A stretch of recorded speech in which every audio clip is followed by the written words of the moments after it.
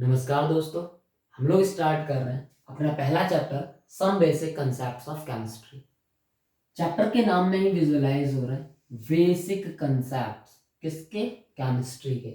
मतलब इस चैप्टर में आप कुछ ऐसे टॉपिक्स को पढ़ेंगे, ऐसी चीजों को पढ़ेंगे जो केमिस्ट्री की रिगार्डिंग उसकी इंपॉर्टेंस क्या होती है या वो आगे फर्दर किस तरीके से यूटिलाइज हो सकती है, आगे के चैप्टर्स में इनके कंसेप्ट्स को कैसे यूटिलाइज करते हैं, कैलकुलेशंस कैसे करते हैं, वो सारी की सारी चीजें हम लोग इस चैप्टर में सीखने वाले हैं।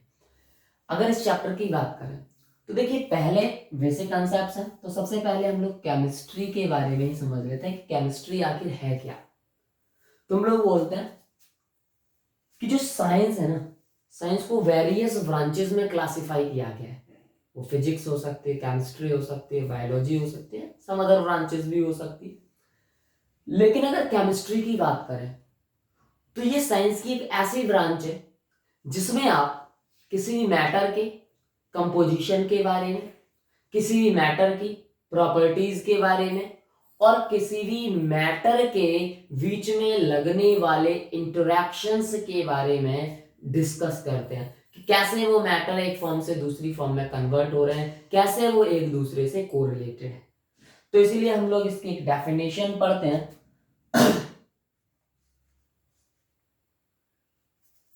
The branch of science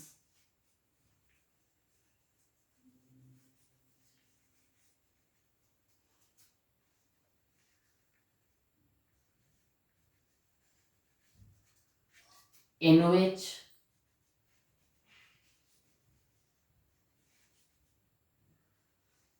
we deals with the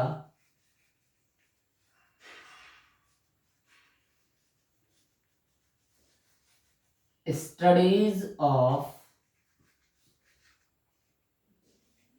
composition,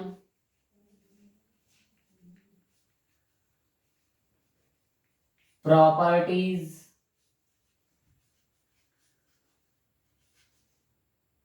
and interaction of matter and interaction of matter।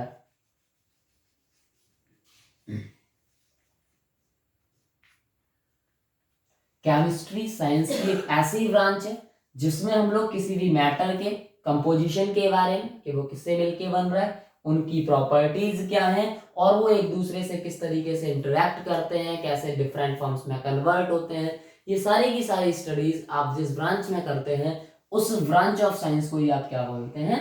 Chemistry बोलते हैं। एक केमिस्ट थे Hoffmann.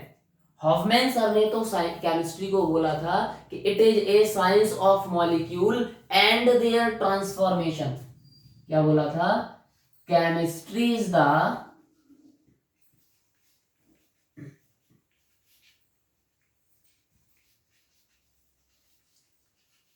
Science of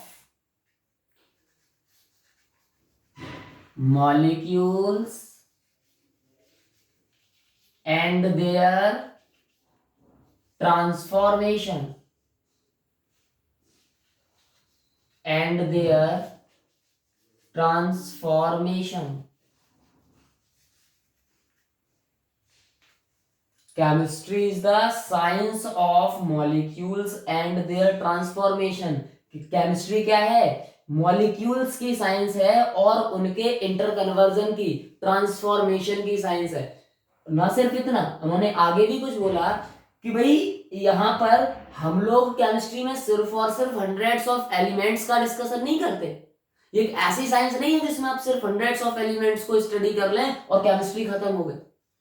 but chemistry एक ऐसी साइंस है जहां इनफाइनाइट नंबर ऑफ मॉलिक्यूल्स को हम डिस्कस करते हैं। हाँ, लेकिन वो इनफाइनाइट नंबर ऑफ मॉलिक्यूल उन हंड्रेड्स ऑफ एलिमेंट्स के कॉम्बिनेशन से मिलकर के बने होंगे। ये कहना था किसका? हॉफमैन सर का, रिगार्डिंग द केमिस्ट्री। तो केमिस्ट्री के बारे में थोड़ी सी इंफॉर्मेशन लेने के बाद में, इंट्रोडक्टरी पार्ट होने के बाद में, हम लोग केमिस्ट्री की इंपॉर्टेंस के बारे में थोड़ा सा समझते हैं कि हमारी डेली लाइफ में केमिस्ट्री कैसे इंपॉर्टेंट रोल प्ले करती है। अगर हम लोग केमिस्ट्री की बात करें तो केमिस्ट्री एक ऐसा सब्जेक्ट है जो बाकी की साइंस की जो ब्रांचेस हैं, चाहे वो फिजिक्स हो, चाहे वो बायो हो, चाहे वो आपका जियोलॉजी हो, सभी के साथ एक कोऑर्डिनेशन बना करके वर्क करती है। सभी सब्जेक्ट्स में कहीं ना कहीं केमिस्ट्री को भी इंप्लीमेंट किया जाता है। अगर डेली लाइफ की बात करें तो केमिस्ट्री का यूज हम फर्टिलाइजर्स को बनाने में, केमिकल्स हैं डेली लाइफ में, फर्टिलाइजर्स हैं, एसिड्स हैं, एल्कलीज हैं, सॉल्ट्स हैं, ड्रग्स हैं, पॉलीमर्स हैं, कोई हेल्थ केयर प्रोडक्ट्स हैं, ये सारे की सारी चीजें कहाँ से डेवलप हो रही है? केमिकल्स से। तो केमिस्ट्री का एक अपने आप एक रोल आता है इसमें। इसके साथ साथ ये तो कुछ बेसिक फील्ड्स हो गए। अगर हम लोग मेडिसिनल फील्ड में जाएं तो जितनी भी ड्रग्स हैं, जितनी भी मेडिसिन हैं, सारे के सारे केमिकल्स हैं। तो कहीं ना कहीं केमिस्ट्री एक बहुत इंपॉर्टेंट रोल प्ले करती है हमारी डेली लाइफ में। इतना ही नहीं, कैंसर जैसे लीथल डिसऑर्डर के लिए भी कुछ मेडिसिन अवेलेबल हैं, कुछ केमिकल्स अवेलेबल हैं। उन दोनों के नाम हम लोग याद रखेंगे।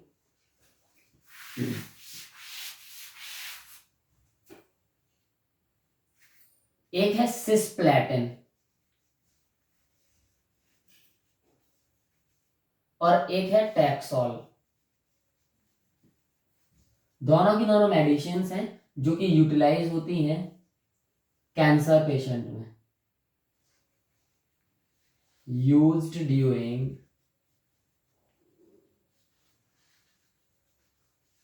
Cancer therapy.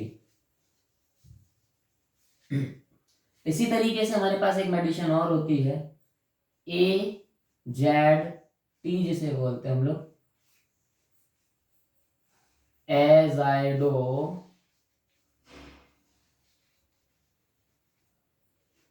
थाइमिडीन, जिसे किसे दिया जाता है? एड्स विक्टिम्स को, गिवन फॉर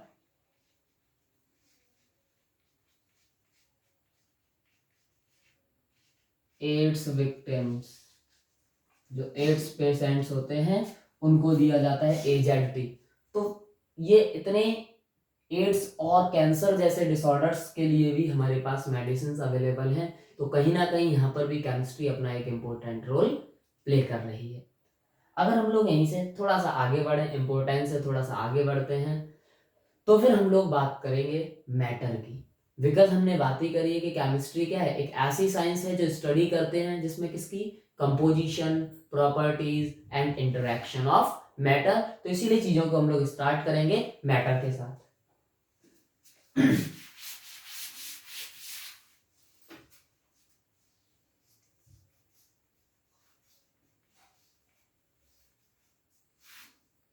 प्रीवियस क्लासेस से आप मैटर की डेफिनेशन पढ़ रहे हैं।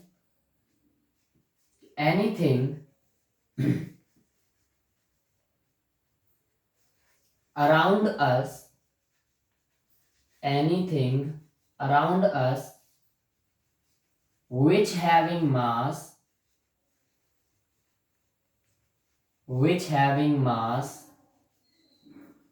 and occupies space is called matter. Class 9th की बातें हैं जब हम लोग मैटर के बारे में स्टडी करते थे। तो मैटर क्या है? हमारे चारों तरफ कोई भी चीजें जिनका कुछ मास हो, जो कुछ स्पेस ऑक्यूपाई कर रही हूं, वो क्या कहलाने लगती हैं? मैटर कहलाने लगती हैं। जैसे फॉर एग्जाम्पल ये चौक हो सकती है, फॉर एग्जाम्पल ये बोर्ड हो सकता है, ड्रिंक करने वाला वाटर हो सकता है, हमारे चारों तरफ एटमॉस्फेयर में एयर हो सकती है, एक्सेट्रा। ऑल दीज थिंग्स किसके अंडर आती हैं? आपकी मैटर के अंडर आती है। लेकिन फिजिकल स्टेट्स की बेसिस पे हमारे पास जो मैटर है वो 3 तरीके का हो सकता है। या तो वो सॉलिड फॉर्म में हो सकता है, या लिक्विड फॉर्म में हो सकता है, या गैसियस फॉर्म में हो सकता है। हम लोग तीनों की बातें करेंगे।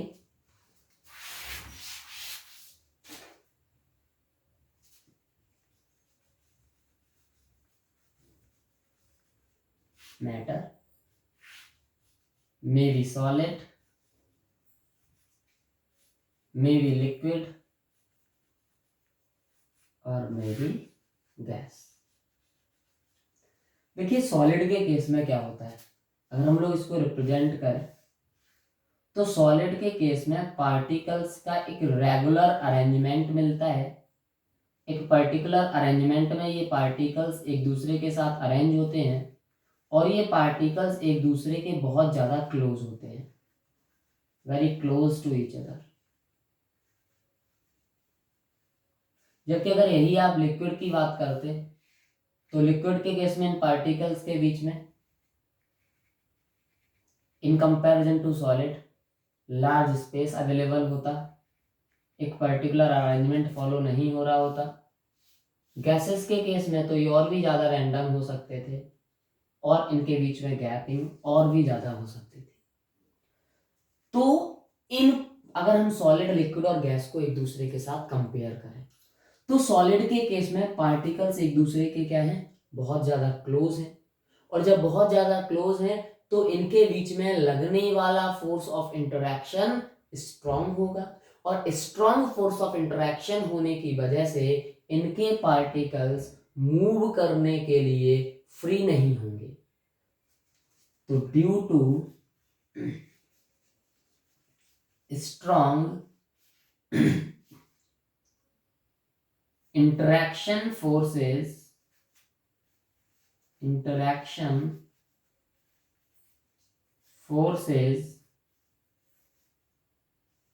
particles can't move freely या can't move लिख सकते हैं। हाँ लेकिन देखो हर इंसान चाहता है खुद को फ्री रखना, तो यहाँ पर फोर्स ऑफ इंटरैक्शन जरूर स्ट्रॉन्ग है जिसकी वजह से वो मूव नहीं कर पाएंगे, लेकिन मूव करना तो चाह रहे होंगे और इसीलिए but can vibrate eight their position. लेकिन वो वाइब्रेट कर सकते हैं कहां पे, अपनी पोजीशन पे। अपनी पोजीशन को चेंज नहीं करेंगे, मूव नहीं करेंगे, लेकिन वाइब्रेशन करेंगे, अपनी जगह पे वाइब्रेट करते रहेंगे। लिक्विड के केस में फोर्स ऑफ अट्रैक्शन थोड़ा सा कमजोर हो गया है, वीक हो गया है, जिसकी वजह से पार्टिकल्स का मूवमेंट स्टार्ट हो जाएगा। पार्टिकल्स कैन मूव, लेकिन अभी भी फोर्स ऑफ अट्रैक्शन इतना वीक नहीं हुआ है कि वो पार्टिकल मनाए वहां घूम ले। यहां पर जो इनका मूवमेंट होगा वो कंटेनर के वॉल्यूम में नहीं, सिर्फ और सिर्फ अपने वॉल्यूम में होगा। फॉर एग्जांपल आपने एक वेसल ली और ये 1 लीटर की वेसल थी, इसमें आपने 500 ml वाटर ले लिया, तो जो वाटर के पार्टिकल का मूवमेंट है वो सिर्फ इस 500 के अंदर रहेगा, पूरे कंटेनर में नहीं। तो particles can move freely but in their volume. Freely move तो कर सकते हैं लेकिन सिर्फ कहां पे, अपने वॉल्यूम में ही। अगर गैसेस की बात करें तो गैसेस के केस में ये डिस्टेंस और भी ज्यादा, तो फोर्स ऑफ अट्रैक्शन और भी कम, तो इंटरैक्टिव फोर्सेस का बहुत वीक होने की वजह से मूवमेंट क्या हो जाएगा, फ्री हो जाएगा। Particles can move freely. अब कितना फ्रीली, जितना स्पेस आप अवेलेबल करा रहे हैं। मान लो आपने किसी भी गैस को 1 लीटर के कंटेनर में भर दिया तो वो उसे 1 लीटर में मूव करने लगेगी। 1000 लीटर के कंटेनर में फिल कर दिया तो वो 1000 लीटर में मूव करने लगेगी। इट मीन्स दैट जितना स्पेस आप अवेलेबल कराएंगे उस सारे के सारे स्पेस में गैसेस के पार्टिकल मूव करने की टेंडेंसी रखेंगे। तो particles can move freely in whole volume of container. Container बोले या वेसल बोले या कोई फ्लास्क ले सकते हैं, उस पूरे के पूरे कंटेनर के वॉल्यूम में मूव करने की टेंडेंसी रखेंगे गैस के पार्टिकल्स। अब थोड़ा सा आगे बढ़ते हैं, देखो जरा सॉलिड के केस में पार्टिकल्स का मूवमेंट तो नहीं हो रहा, और जब पार्टिकल का मूवमेंट नहीं हो रहा तो ऐसी सिचुएशन में पार्टिकल की पोजीशन क्या हो गई, फिक्स। और पार्टिकल की पोजीशन जैसे ही फिक्स हो गई तो उसकी शेप क्या हो जाएगी, फिक्स। और जब शेप फिक्स है तो वॉल्यूम को भी फिक्स होना पड़ेगा। तो यहां पर सॉलिड के केस में शेप एंड वॉल्यूम दोनों ही चीजें क्या रहती हैं, फिक्स रहती है। जबकि लिक्विड के केस में शेप की अगर बात करें तो अगर शेप की आप बात करोगे तो देखो भाई पार्टिकल्स का मूवमेंट हो रहा है, और जब मूवमेंट हो रहा है तो फिर शेप तो कभी भी फिक्स नहीं हो सकती, तो वेरिएबल होगी। मान लो आपने वाटर लिया, वाटर को बलून में भरा तो बलून वाली शेप आ गई, उसी को आप किसी बाउल में ले आए तो बाउल की शेप को ऑक्यूपाई करेगा। अगर आपने किसी बोतल में ले लिया तो वो लिक्विड उस बोतल की शेप को गेन करने लगेगा। तो जो शेप है यहाँ पे वेरिएबल है। अगर वॉल्यूम की बात करें तो देखिए मैंने बोला था कि पार्टिकल्स का मूवमेंट जरूर स्टार्ट हुआ है, लेकिन सिर्फ किसमें, उनके खुद के वॉल्यूम में। और जब उन्हीं के वॉल्यूम में मूवमेंट स्टार्ट हुआ है तो फिर वॉल्यूम के चेंज होने की बात हो ही नहीं सकती। तो वॉल्यूम भी यहाँ पे कैसा रहेगा, वॉल्यूम अभी भी फिक्स। गैसेस के केस में पार्टिकल्स फ्रीली मूव कर रहे हैं, पूरे के पूरे कंटेनर में मूव कर सकते हैं। जितना स्पेस आप फ्री अवेलेबल कराएंगे उस पूरे स्पेस में मूव कर सकते हैं। तो फिर इनकी शेप हो चाहे वॉल्यूम हो, दोनों की दोनों चीजें कैसी रहेंगी, वेरिएबल रहेंगी। कोई भी चीज यहाँ पर फिक्स नहीं होती। और भी चीजें हम लोग बात कर सकते हैं, लेकिन अभी हम बेसिक 3 to 4 प्रॉपर्टीज की हम लोग यहाँ पे बात करेंगे, क्योंकि बाकी सारी की सारी चीजें, बाकी सारा का सारा डिस्कशन आप प्रीवियस क्लासेस में यहाँ कर चुके हैं। कुछ एग्जांपल्स ले लेते हैं। सॉलिड के केस में कोई भी मेटल ले लीजिए, आप आयरन ले सकते हैं।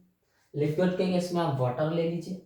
गैस के केस में आप कार्बन डाइऑक्साइड ले लो। ये सारे के सारे क्या हो जाएंगे, एग्जाम्पल्स हो जाएंगे। तो ये था हमारा मैटर का क्लासिफिकेशन फिजिकल स्टेट्स की बेसिस पे। देखिए ये जो बातें हुई वो माइक्रोस्कोपिक लेवल पे हुई हैं। ऐसा नहीं होता कि हम आयरन का एक पीस लेके आए और उसमें छोटे छोटे पार्टिकल्स, उनके बीच में स्ट्रॉन्ग इंटरेक्शंस हमें विजुअलाइज हो, हम उन्हें देख पाए। ऐसा नहीं होता, क्योंकि वो क्या है, बहुत छोटे लेवल की बातें, माइक्रोस्कोपिक लेवल की बातें हैं। तो मैटर को ही हम लोग मैक्रोस्कोपिक लेवल पर भी क्या करते हैं, क्लासिफाई करते हैं। मतलब जो चीजें हमें बाहर से विजुअलाइज हो जाए उन्हें बोलते हैं मैक्रोस्कोपिक, और जो हम नेक्ड आई से या नॉर्मली विजुअलाइज ना कर पाए उन्हें क्या बोलते हैं, माइक्रोस्कोपिक लेवल। तो मैक्रोस्कोपिक लेवल पर भी मैटर का हम लोग क्लासिफिकेशन डिस्कस करते हैं।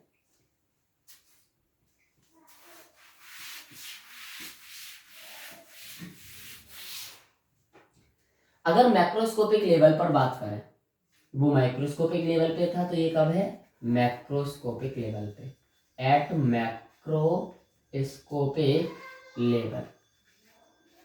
तो मैक्रोस्कोपिक लेवल की अगर हम लोग बातें करते हैं तो मैक्रोस्कोपिक लेवल पे मैटर को आप 2 कैटेगरीज में क्लासिफाई करते हैं।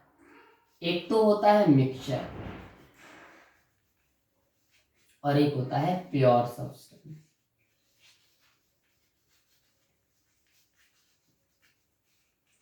देखिए किसी भी चीज को मिक्सचर कब बोलते हैं, पहले तो जब आप 2 या 2 से ज्यादा चीजों को किसी भी रेशियो में, मतलब उनका जो रेशियो है, उनका जो कंपोजिशन है वो फिक्स ना रहे, किसी भी रेशियो में मिक्स कर दे, और मिक्स करने के रिजल्टेंट जो आपको ऑब्टेन होगा उसे क्या बोलने लगेंगे, मिक्सचर बोलने लगेंगे। तो बेसिक चीज यहां पे क्या हो गई,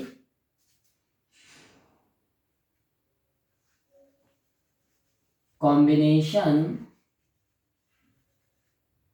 ऑफ 2 और more substance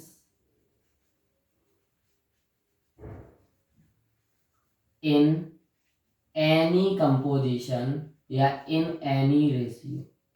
जब आप किन्हीं 2 या 2 से ज्यादा सब्सटेंस को किसी भी कंपोजिशन में मिक्स करते हैं तो उसके रिजल्टेंट जो चीजें मिलती हैं, जो कंडीशन मिलती है, उसे आप क्या बोलते हो, मिक्सचर बोलते हो।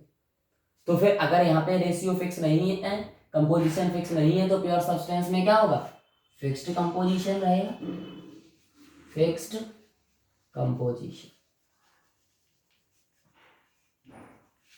जनरली प्योर सब्सटेंस आप उसे बोलते हैं जो एक ही तरीके की चीजों से मिलके बनता है, वन टाइप ऑफ पार्टिकल से या वन टाइप ऑफ सब्सटेंस के कॉम्बिनेशन से बनता है, जबकि ये टू और more than two type of substance के कॉम्बिनेशन से सिंथेसाइज होता है। देखिए जो मिक्सचर है, मिक्सचर को हम लोग फर्दर दो कैटेगरीज में क्लासिफाई करते हैं। एक होता है होमोजीनस मिक्सचर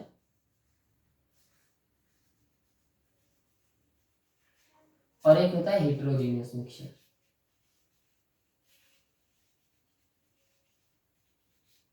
एक होमोजीनियस मिक्सचर और एक heterogeneous mixture. Just like that pure substance को भी हम लोग दो कैटेगरीज में क्लासिफाई करते हैं। एक होता है एलिमेंट, एक होता है कंपाउंड।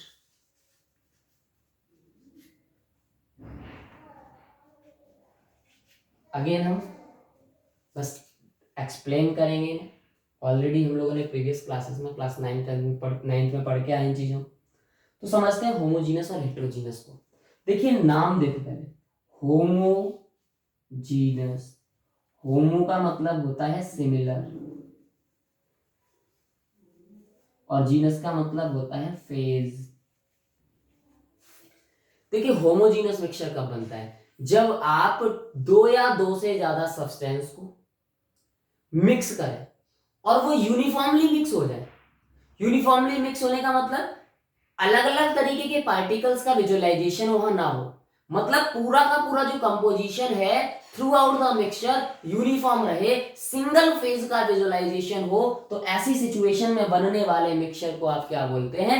होमोजीनस मिक्सचर बोलते हैं। जबकि अगर इसकी बात करें हीट्रोजीनस की, तो हीट्रो का मतलब डिसिमिलर या डिफरेंट, वेरियस। जीनस का मतलब फेजेस।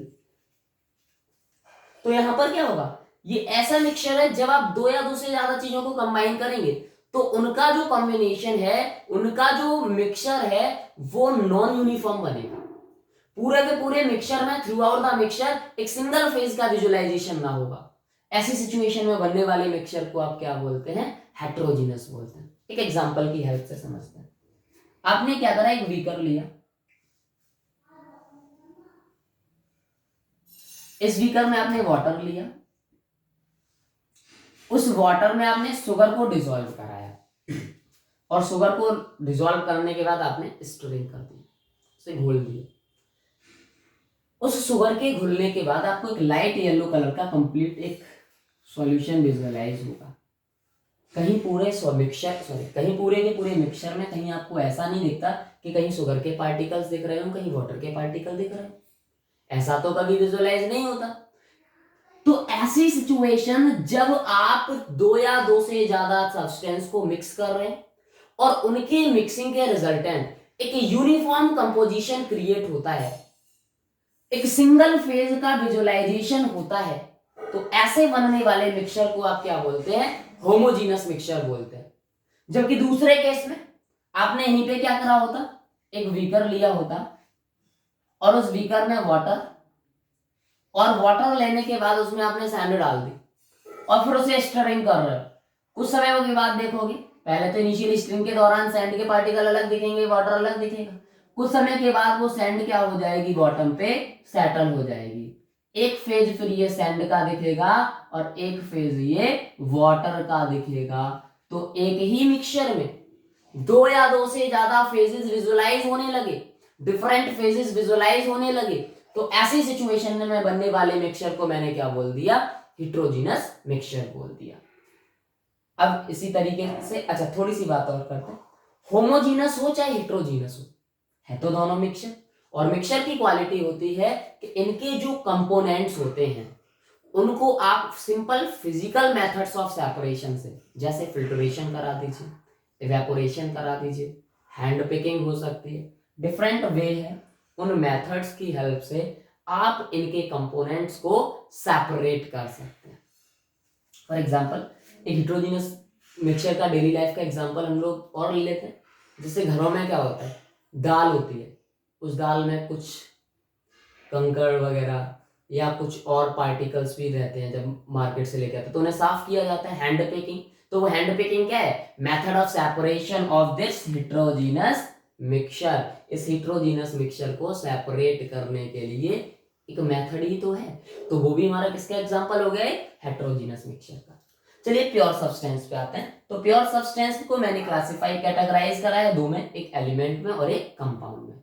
अगर हम एलिमेंट की बात करें तो एलिमेंट उसे बोलते हैं जो सेम टाइप ऑफ पार्टिकल के कॉम्बिनेशन से बने, formed by the combination of same type of particle. ये पार्टिकल एटम हो सकता है या मॉलिक्यूल हो सकता है, लेकिन अगर मॉलिक्यूल होगा तो ये कैसा होगा, होमो एटोमिक। समझते हैं इन टर्म्स को। देखिए होमो का मतलब सिमिलर, एटॉमिक का मतलब एटम। ऐसे मॉलिक्यूल जो सेम तरीके के एटम से मिलके बने हो। फॉर एग्जांपल आप H2 की बातें करें तो दो एटम है और दो एटम हो गए तो ये मॉलिक्यूल है, लेकिन दोनों के दोनों एटम है किसके, हाइड्रोजन के, तो फिर ये किस कैटेगरी में आएगा, एलिमेंट की कैटेगरी में। एटम में आप कॉपर ले सकते हैं, सिल्वर ले सकते हैं, आयरन ले सकते हैं, सोडियम ले सकते हैं, ये सारे के सारे किस कैटेगरी में आ जाएंगे, एटम। तो कहीं ना कहीं ये सारे के सारे किस में क्या है, एलिमेंट्स। अगर कंपाउंड की बात करें तो ये सेम टाइप ऑफ मॉलिक्यूल से मिलकर के बनता है, सेम टाइप ऑफ मॉलिक्यूल से, लेकिन वो मॉलिक्यूल कैसा होगा, हीट्रोएटोमिक। हीट्रोएटोमिक का मतलब एक एग्जांपल ले लेते हैं कंपाउंड को समझने के लिए। फॉर एग्जांपल हमने ले लिया CO2, ये एक मॉलिक्यूल है जहां कार्बन और ऑक्सीजन है, दो तरीके के एटम आ गए, तो ये मॉलिक्यूल कैसा हो गया, हीट्रोएटोमिक हो गया। तो ये जो CO2 का केस बना है या कोई और भी, तो कार्बन का एटॉमिक मास कितना होता है, 12। ऑक्सीजन का, एक ऑक्सीजन का 16, तो दो का कितना हो गया, 32। तो 4 3 जा 12, 4 8 जा 32, 3:8। जब भी कार्बन और ऑक्सीजन अपने मास के 3:8 के रेशियो में कंबाइन करेंगे तब हमेशा क्या मिलेगा, कार्बन डाइऑक्साइड। तो फिर रेशियो कैसा हो गया, एक फिक्स। अगर 3:8 की जगह किसी और रेशियो में कंबाइन होते तो क्या कभी कार्बन डाइऑक्साइड बनती, नहीं बनती। तो फिर कंपाउंड सिंपली क्या है, ये वेरियस टाइप ऑफ एटम के कॉम्बिनेशन से बनने वाले ऐसे मॉलिक्यूल हैं जिसमें वेरियस एटम्स अपने मास के एक फिक्स रेशियो में कंबाइन होते हैं। जब कोई वेरियस एटम, जो दो या दो से ज्यादा हो सकते हैं, अपने मास के एक फिक्स रेशियो में कंबाइन करते हैं, तो उस रेशियो में कंबाइन करने के रिजल्टेंट जो मिलेगा उसे आप क्या बोलने लगोगे, कंपाउंड बोलने लगोगे। तो चाहे आपका एलिमेंट हो चाहे कंपाउंड हो, दोनों के दोनों किस कैटेगरी में आते हैं, प्योर सब्सटेंस की कैटेगरी में आते हैं। थोड़ा सा हम लोग आगे और बढ़ते हैं। तो हम लोग दो मैटर की प्रॉपर्टीज की बात करते हैं।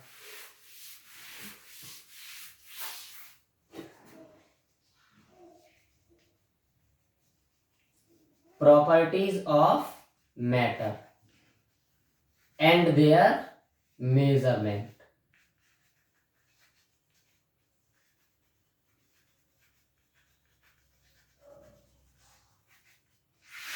And there measurement. देखिए अगर प्रॉपर्टीज की बात करें तो हमारे पास दो तरीके की प्रॉपर्टीज होंगी, एक तो वो फिजिकल प्रॉपर्टीज होंगी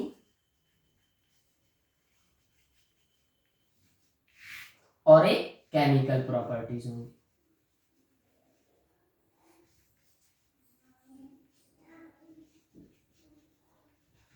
एक कौन सी प्रॉपर्टीज होंगी, फिजिकल प्रॉपर्टीज होंगी, और एक कैसी होंगी, केमिकल प्रॉपर्टीज होंगी। देखिए फिजिकल प्रॉपर्टीज किसे बोलेंगे या इनको मेजर कैसे करें।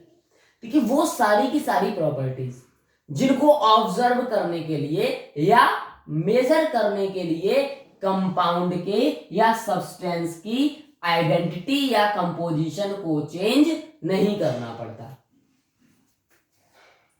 तो इसको डिफाइन कर लेते हैं हम। Those properties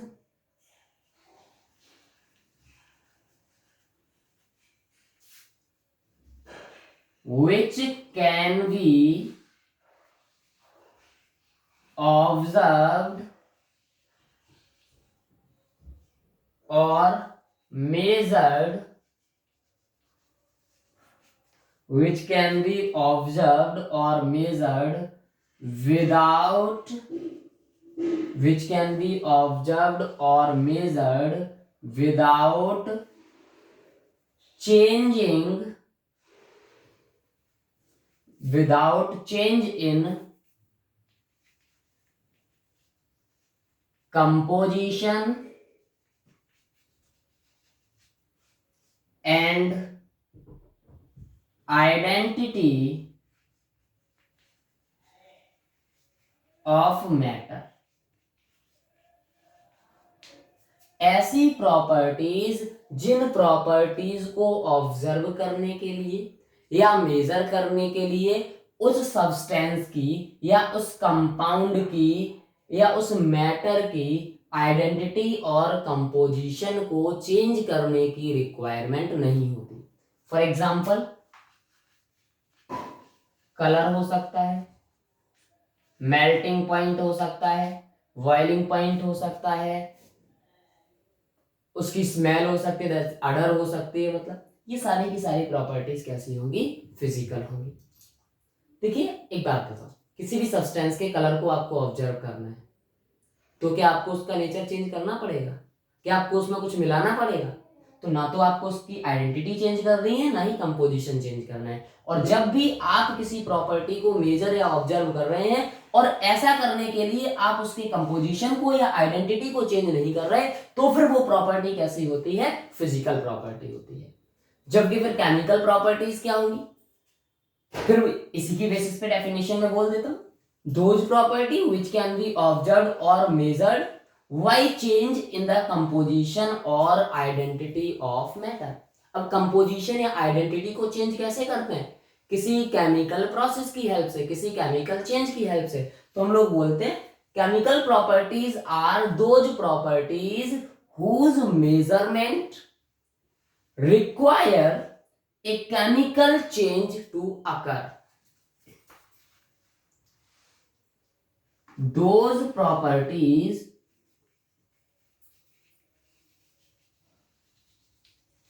whose measurement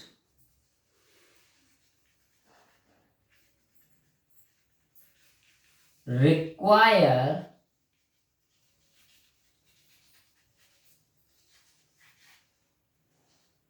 change to occur। ऐसी प्रॉपर्टीज जिनके मेजरमेंट के लिए केमिकल चेंज का होना जरूरी होता है, जैसे किसी भी सब्सटेंस की एसिडिक स्ट्रेंथ हो सकती है या कुछ और रिएक्शंस के भी आप बातें कर सकते हैं। देखिए मैटर की इन फिजिकल और केमिकल प्रॉपर्टीज के साथ साथ लेंथ, वॉल्यूम, मास जैसी भी कुछ क्वांटिटीज होती हैं जो कि क्वांटिटेटिव होती हैं नेचर में। और ये जो क्वांटिटेटिव नेचर है, इसका मतलब इनको मेजर किया जा सकता है, इनको काउंट किया जा सकता है। और इनको जब कैलकुलेट किया जाता है तो ये जो मीट लेंथ है या किसी का मास है, तो इनको मेजर करने के लिए हम लोग मैग्नीट्यूड के साथ साथ इनकी यूनिट्स का भी यूज करते हैं। और उसी को समझने के लिए हम लोग कुछ यूनिट्स के बारे में यहाँ पे पढ़ेंगे। हम लोग एक बेसिक सिस्टम यूनिट्स का यूज करते हैं, जैसे एसआई सिस्टम बोलते हैं। तो पहले समझते हैं एसआई होता क्या है।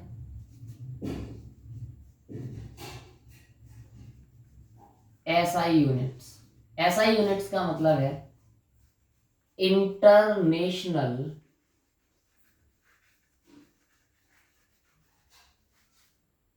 System of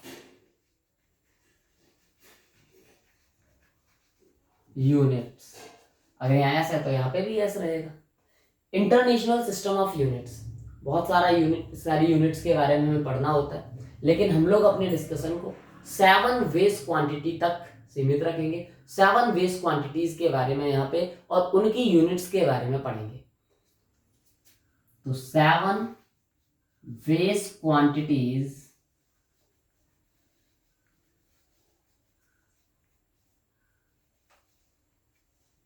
and their units. यही वो 7 बेस क्वांटिटीज हैं जो मिलकर के बची हुई यूनिट्स को डिराइव करती हैं। तो इन बेस क्वांटिटीज के बारे में हम डिस्कशन करेंगे। Quantity,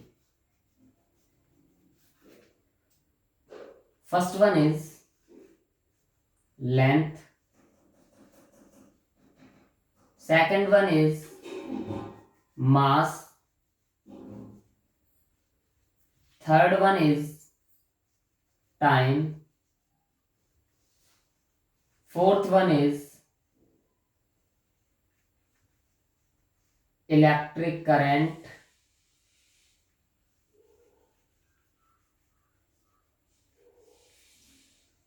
fifth one is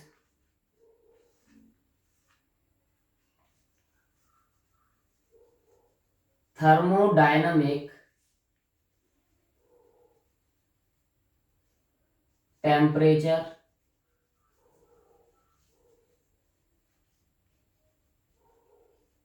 sixth one is amount of substance,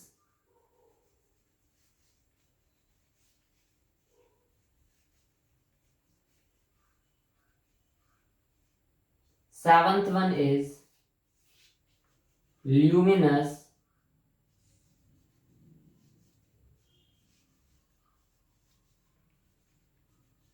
intensity।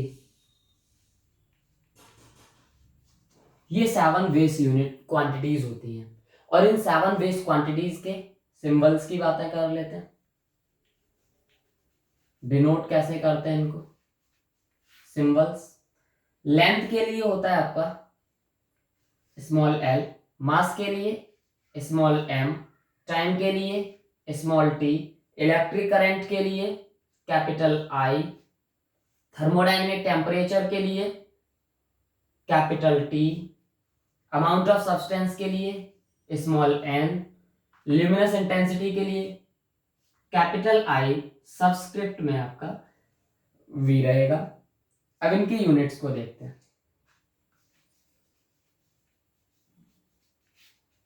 Length के लिए आप यूज करते हैं मीटर, मास के लिए किलोग्राम, टाइम के लिए सेकंड, इलेक्ट्रिक करंट के लिए एम्पियर, थर्मोडायनेमिक टेम्परेचर के लिए केल्विन, अमाउंट ऑफ सब्सटेंस के लिए मोल, ल्यूमिनस इंटेंसिटी के लिए कैंडेला।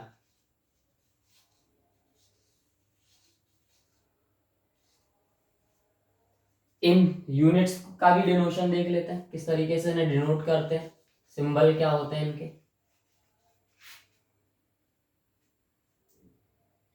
इन यूनिट्स के सिंबल्स, मीटर के लिए स्मॉल एम, किलोग्राम के लिए स्मॉल के जी, सेकंड के लिए स्मॉल एस, एम्पियर के लिए कैपिटल ए, केल्विन के लिए कैपिटल के, मोल के लिए एम ओ एल। बस अब सिंबल होता है तो ई रिमूव हो जाता है। ल्यूमिनस इंटेंसिटी के लिए स्मॉल सी, स्मॉल डी। तो ये 7 बेस क्वांटिटीज और उनकी यूनिट्स को लेकर के 7 बेस क्वांटिटीज कौन कौन सी, length, mass, time, electric current, thermodynamic temperature, amount of substance and luminous intensity. इनके symbol L, M, T, I, capital T, small N, I V respectively. Units, length के लिए मीटर, मास के लिए किलोग्राम, टाइम के लिए सेकंड, इलेक्ट्रिक करंट के लिए ampere, thermodynamic temperature के लिए केल्विन, अमाउंट ऑफ सब्सटेंस के लिए मोल, जबकि ल्यूमिनस इंटेंसिटी के लिए कैंडेला।